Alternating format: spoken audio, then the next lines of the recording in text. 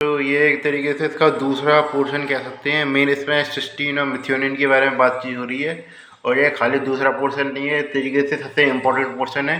यदि उसको एक क्वेश्चन भी बनाना है इस पूरे चैप्टर में से, तो वो इसी जगह से बनाएगा। ये चीज़ ध्यान रखा, इसलिए मैं थोड़ा सा इसको हाईलाइट करूँगा। इसको शायद ऐसे ही तरीके से थोड़ा सा शेयर भी करूँ कहीं ना कहीं। आप इसको शेयर कर सकते हैं इस क्वेश्चन को, क्योंकि काफ़ी सारा एक हाईलाइटेड एक तरीके से, तो सिंपल सी बात है, एक हाईलाइटेड साइकिल रहता है इसमें, थोड़ा सा हाईलाइटेड साइकिल और रिएक्शंस रहते हैं, क्योंकि इसमें जो डिजीज आती हैं वो भी पूछी जा सकती हैं। इस तरीके से वो एक तरीके से बहुत इंपॉर्टेंट है डिजीज जो उसके अंदर आती हैं। और उसके अलावा जो इसके अंदर वो पूछी जाती है, हमारा जो साइकिल है वो भी एक इम्पॉर्टेंट है, जो एंजाइम है वो भी बहुत इंपॉर्टेंट, जो प्रोडक्ट बनना है वो भी बहुत इंपॉर्टेंट है। तो इसका ऐसा कुछ पार्ट है ही नहीं है जो मैं अनइम्पोर्टेंट बोल लूँ, इसलिए ये चीज़ है। तो इसलिए इसको तो बिल्कुल ध्यान से पढ़ना है। मेन इसमें हम शुरुआत में बात कर रहे हैं मिथ्योनिन की।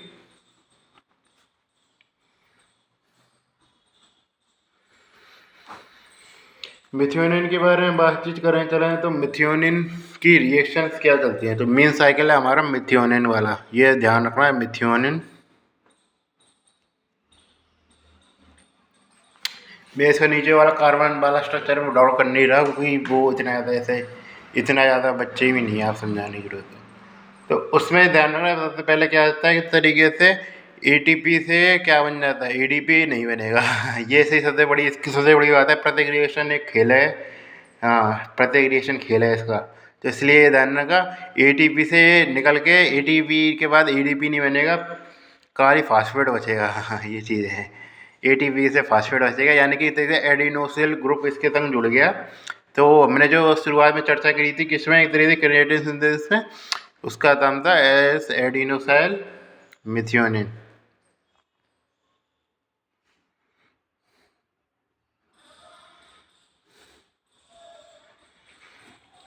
एस एडिनोसाइल मिथ्योनिन से बाद क्या बनता है हमारा, तो इसमें एस एडिनोसाइल मिथ्योनिन ये ध्यान रखना कि एक तरीके से एक मिथाइल ग्रुप डोनेटर है।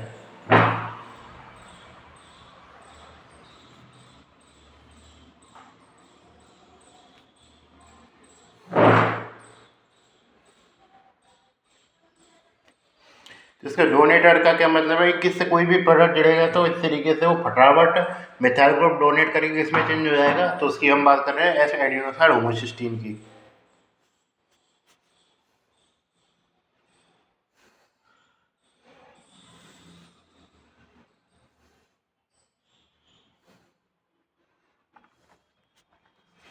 एस एडिनोसाइल होमोसिस्टीन फिर किस में चेंज होगा हमारा, वो एक तरीके से ध्यान रखना, एडिनोसिन ग्रुप निकाल देगा हमारा एस एडिनोसाइल होमोसिस्टीन,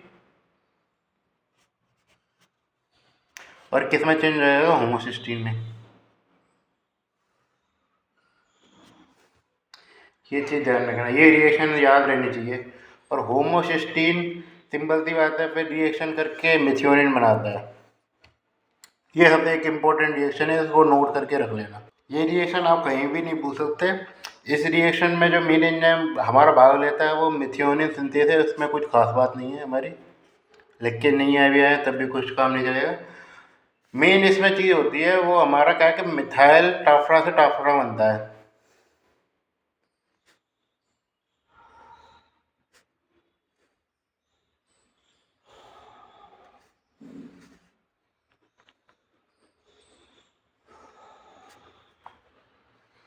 तो टेट्रा हाइड्रोफॉस्फेट से क्या बन, टेट्रा हाइड्रोफॉस्फेट का ही बोल रहा हूँ, टेट्रा हाइड्रोफेरिक से, फेरिट से टेट्रा हाइड्रो, मेथा टेट्रा हाइड्रोफेरिट से टेट्रा हाइड्रोफेरेट बनता है, फॉलेट बनता है। ये चीज़ ध्यान में, टेट्रा हाइड्रोफॉलेट रहता है हमारा।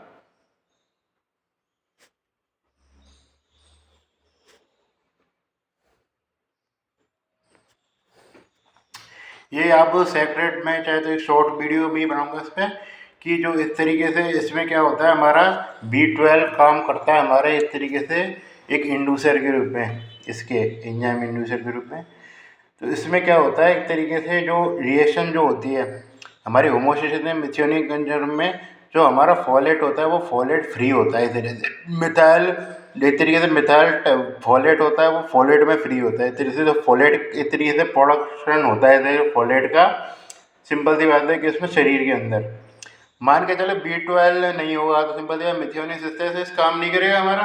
और यदि मिथाइल सिंथेसिस है वो अधिक काम नहीं करेगा तो टेट्राहाइड्रोफोलेट का प्रोडक्शन हो पाएगा या नहीं हो पाएगा? नहीं हो पाएगा। तो उसके कारण क्या होता है कि B12 की कमी से हमारा B9 की डेफिशिएंसी भी हो जाती है। ये एक नया कॉन्सेप्ट आ रहा है। एक तो ये है कि B10 की कमी डिफिशियंसी है, तो सिंपल सी बात है, वो तो फिर बात ही अलग है, फिर मिठाई टाफा ही नहीं होगा, तो फिर टाफा की तो बात ही क्या छोड़ें फिर। लेकिन यदि B9 हमारा प्रॉपर बनना है शरीर के अंदर, मतलब सिंपल सी बात है, हम डाइट में है B9 मिसाल टाफा बनना है, लेकिन फिर भी हमारा जो टाफा है वो नहीं बन पा रहा है, THF नहीं बन पा रहा है। इसका मेन कारण रहता है कि हमारे अंदर B12 की डेफिशिएंसी है। तो इसके बारे में मैं चाहे तो सेपरेट लेक्चर में ही बात करूँगा।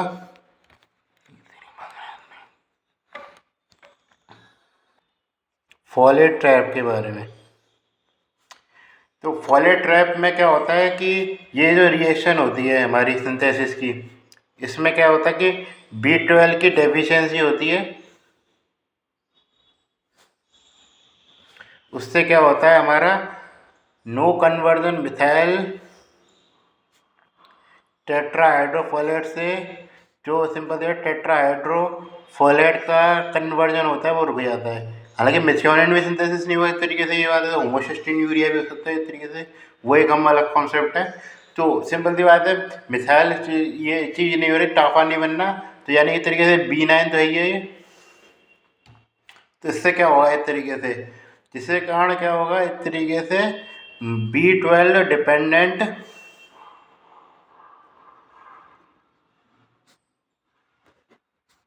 डेफिशिएंसी ऑफ B9 या फोलेट कह सकें, ये होता है मेन इसमें। सिंपल सी बात है, फोलेट का मतलब, फोलेट ट्रैप का मतलब यही है कि फोलेट तो है उसके पास सही ढंग से, लेकिन वो ट्रैप में फंस चुका है, जिसको बाहर उसे B9 ही निकाल सकता, B12 ही निकाल सकता है, और ऐसा कुछ खास मतलब नहीं है इसका। तो इस तरीके से फोलेट ट्रैप के बारे में बातचीत कर ली, आगे के कॉन्सेप्ट्स के बारे में बातचीत करते हैं। तो इस प्रकार सिंपल सी बात है, क्या बन जाता है हमारा मिथ्योनिन बन जाता है। तो इस तरीके से मिथ्योनिन सिंथेसिस का जो काम था वो इस तरीके से हमारा ख़त्म हो गया। फिर हम आते हैं मेन किस में, सिस्टीन की सिंथेसिस पे।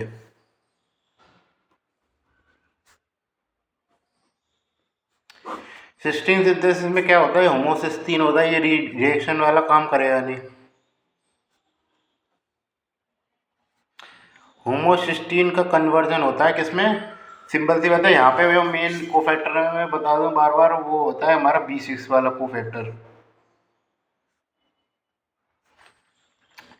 तो होमोसिस्टीन से कन्वर्जन होगा, होमोसिस्टीन और सिरेन मिल जाते हैं, सर सिरेन और यूज होता है, होमोसिस्टीन और सिरेन से मिलके क्या बनता है हमारा सिस्टाथायोन बन जाता है।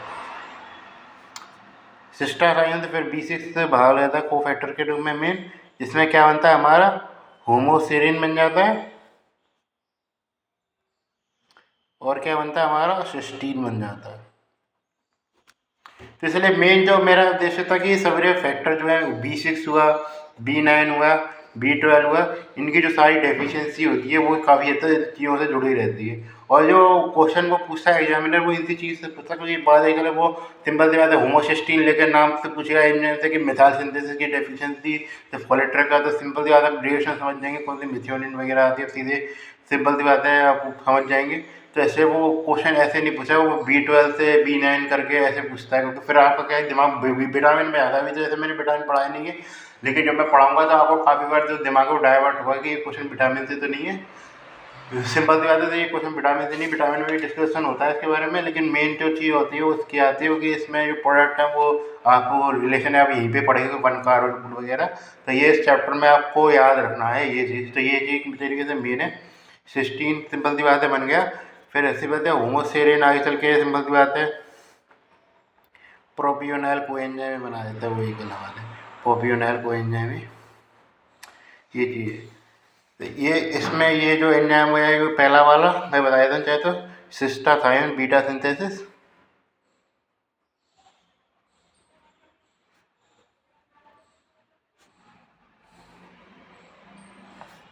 तो और उसके अलावा सिस्टाथायोनेज।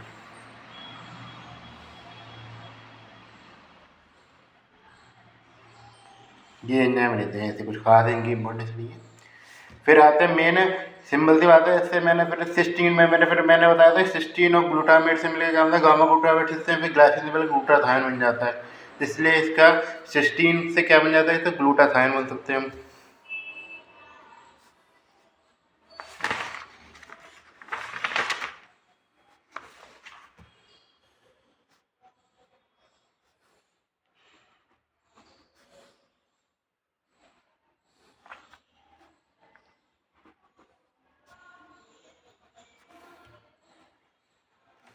प्रोपियोनाइल कोएंजाइम में थोड़ी सी मैं आगे बताता हूँ, सक्सेनाइल कोएंजाइम में कन्वर्ट हो जाता है, जो कि आप समझ सकते हैं सीसी साइकिल का पार्ट है। प्रोपियोनाइल कोएंजाइम के बारे में जब मैं ग्लूकोनियोजेनेसिस में डिस्कशन किया था आपसे, चाहे तो आपको ध्यान हो तो। इसलिए सारे चैप्टर पढ़ना इंपॉर्टेंट है, तो कहीं भी कोर्स कोई रिएक्शन है वो साइकिल का कुछ ना कुछ रिलेशन आपस में रहता ही है। ग्लूटाथाइन रहता है, ग्लूटाथाइन में क्या क्या कम रहते हैं, थोड़ा सा एक अमीनो एसिड ट्रांसपोर्टेशन में रोल रहता है, इसलिए आरएस की मेन इंटीग्रिटी रहती है। ये तो आरबीसी मेम्ब्रेन रहता है, इसका काम थोड़ा सा थ्योरेटिकल का पोर्शन के बारे में बात कर रहा हूँ, आरबीसी मेम्ब्रेन। और उसके अलावा इस तरीके से हमारा अमीनो एसिड ट्रांसपोर्टेशन होता है। और उसके अलावा क्या रहता है हमारे इस तरीके से, मैथ हीमोग्लोबिन का की मात्रा में कमी करेगा।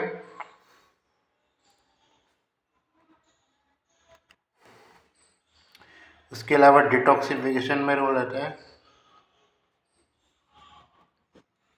इस तरीके से। तो इस तरीके से ये आ रहते हैं।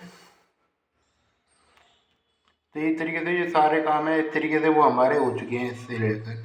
फिर हम आते हैं मेन हमारी डिजीज़, जो इसका मेन पोर्शन बनाती है।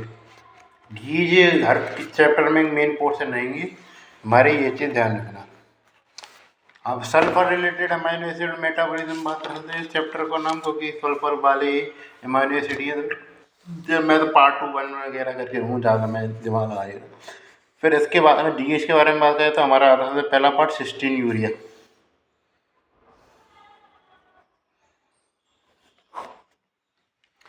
सिस्टीन यूरिया में बात करें तो जेराट फ्राइडमैन टेट्राड मैंने बताया था, तो उसका एक पार्ट है सिस्टीन यूरिया। तो जिसमें क्या होता है, एक तरीके से अमाइनो एसिड का जो ट्रांसपोर्टेशन होता है वो एक तरीके से डेफिशिएंट रहता है हमारा, ये चीज़ है।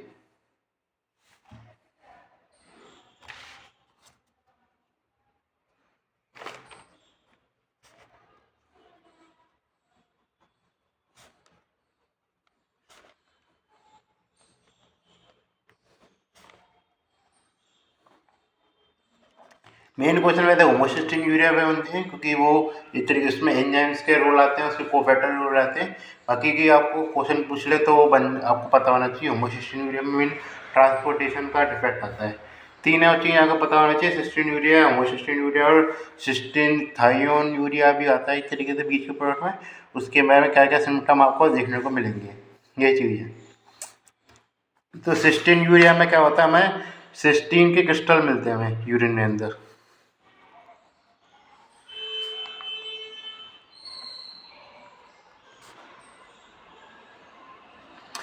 सिस्टीन के क्रिस्टल मिलने से क्या हुआ, इस तरीके से जो रीनल कैल्कुलाई बन सकती है, इस तरीके कैल्कुलाई फॉर्मेशन हो सकता है।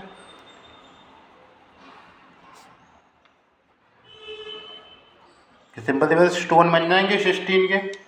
और इससे ज़्यादा क्या हो सकता है, जिसके कारण क्या होगा, स्टोन बनने से और क्या हो सकता है, ऑब्स्ट्रक्टिव डेटा वो न्यूरो वो कहते हैं नेफ्रोपैथी हो सकती है, क्योंकि ऑब्स्ट्रक्शन करेंगे हमारे, ऑब्स्ट्रक्टिव नेफ्रोपैथी रहती है,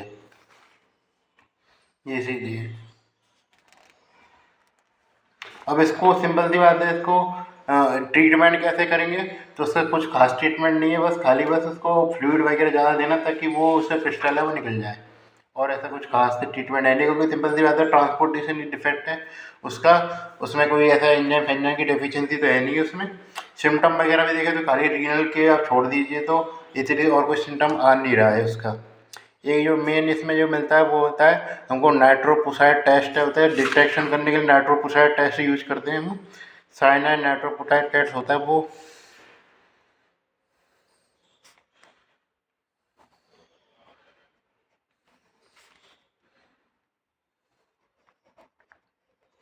टेस्ट यूज करते हैं वो पॉजिटिव आता है, क्योंकि सिस्टीन की कंसनट्रेशन को डिटेक्ट करता है, जो कि होमोसिस्टीन के लिए पॉजिटिव आता है। बस एक तरीके से जो सिस्टाथाइन यूरिया उसकी का जो नेगेटिव आता है, ये चीज़ होती है, ये चीज़ ध्यान रखें।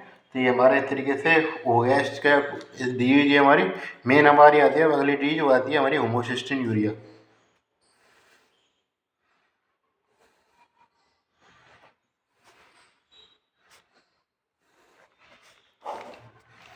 होमोसिस्टीन यूरिया की बात करके चलें तो सिंपल सी बात है, होमोसिस्टीन यूरिया कब डेवलप होता है, सिस्टीन का सिंथेसिस नहीं हो रहा, और सिस्टीन का सिंथेसिस या होमोसिस्टीन का सिंथेसिस ज़्यादा हो रहा हो तो उसको कब हो सकता है, या तो एक तरीके से मिथ्योनिन जो बनने वाले मैकेनिज्म है वो काम नहीं करेगा, फिर होमोसिस्टीन ज़्यादा हो जाएगा, तो इसमें ये B12 की डेफिशिएंसी हो सकती है और B9 की डेफिशिएंसी भी हो सकती है।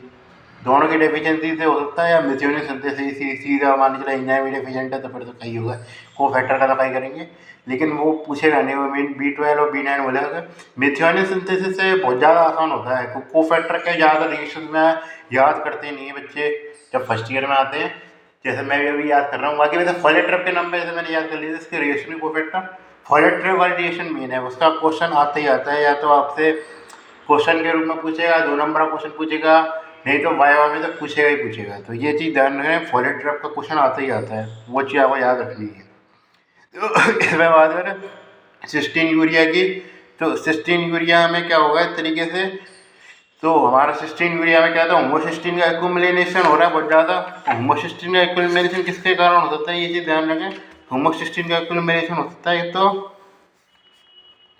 B12 कम है, या सिंपल सी बात है B9 कम है, या फिर सिस्टीन बनाने के लिए B6 चाहिए होता है, तो तीनों के तीनों जो इस तरीके से कम है, किसी में भी कम, कोई भी कम हो सकता है, Any1 कहता है एनी, तो एनी लो वो किस में थोड़ा हो सकता है, हमारा होमोसिस्टीन यूरिया में, ये चीज़ ध्यान रखें, सिंपल सी बात है, कॉन्सेप्ट है काफ़ी।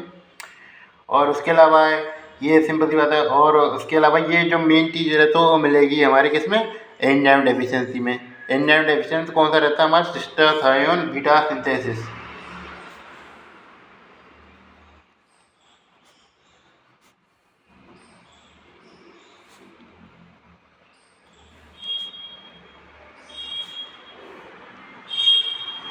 तो ये एक तरीके से एंजाइम डेफिशिएंसी होता है। सिस्टाथायोन बीटा सिंथेसिस के बारे में चर्चा करी थी, ये तो यहाँ पे सिस्टाथायोन बीटा सिंथेसिस के बारे में, सिस्टाथायोन बीटा सिंथेसिस के बारे में मैंने चर्चा करी थी इसमें।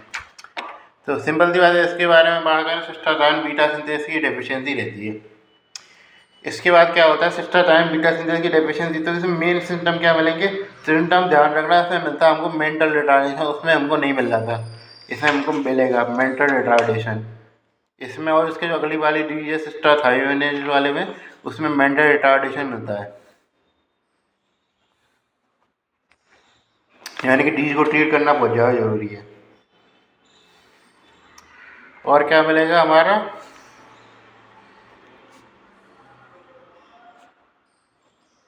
चार्ली चैपलिन गेट मिलेगा। ये थोड़ा सा चार्ली चैपलिन गेट, ये थोड़ा सा एक इम्पोर्टेंट एक्सपेक्ट है, क्योंकि ये थोड़ा सा एक हिंट वर्ड हो सकता है, चार्ली चैपलिन गेट मिलता है। उसके अलावा क्या मिलता है हमारा, एक्टोपिया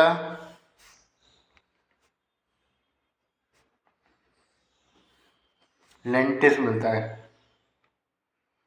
एक्टोपिया लेंटिस एक इम्पोर्टेंट फंडिंग रहती है, और किस जगह मिलती है मुझे कमेंट बॉक्स में बताना बाद में। तो एक्टोपिक लेंटिसिया भी मिलती है। और टेस्ट के बारे में बात करें तो साइनाइड नाइट्रिक ऑक्साइड टेस्ट के लिए भी पॉजिटिव आता है।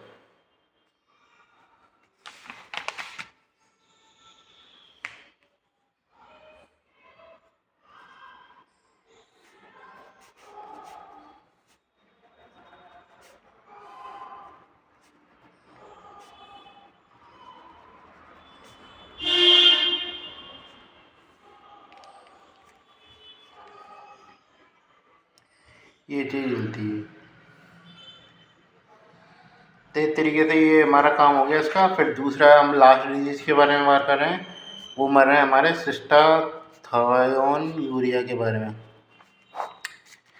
मेन सिम्टम इसमें मिलते हैं, काफ़ी मेंटल रिटार्डेशन मिलता है, कॉजिंग फैक्टर बहुत ज़्यादा होती है। जैसे इसमें तो खाली B6 बोल सकता है ज़्यादा से ज़्यादा, जिसमें B6 में भी इसमें जाएगा, पहले होमोसिस्टीन यूरिया तो नहीं है, मेंटल रिटार्डेशन इसमें ही मिल जाता है, इसलिए काफ़ी ज़्यादा वो फैक्टर उसमें रहते नहीं है, इसलिए इसको ज़्यादा पूछता है। इसमें बस ये है कि सिस्टाथायोनिनेज वाला जो होता है उसकी डेफिशिएंसी हो जाती है।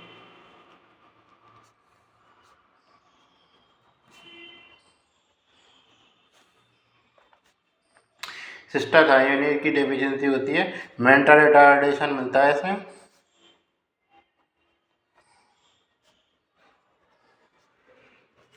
बस इसमें ध्यान रखना कि यदि वो लास्ट में दे सकता है आपसे एक तरीके से अधिकतर सिस्टा डेफिशिएंसी, उसके अलावा B6 भी ले सकते हैं, B6 की डेफिशिएंसी तो ही रही है, तो B6 की डेफिशिएंसी हो सकती है। उसके अलावा मेन चीज़ जो उसमें देगा वो रहेगा, तो नेगेटिव आता है इसमें साइनाइड नाइट्रोक्लोसाइड वाला।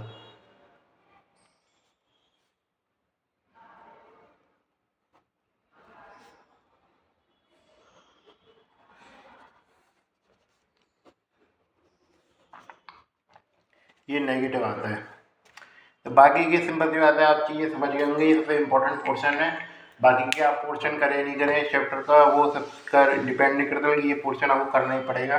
कोई आपके पास छूट नहीं है कि आप ये से छोड़ दें, सारी चीज़ें इससे इम्पोर्टेंट है, ये चीज़ आपको करनी ही पड़ेगी।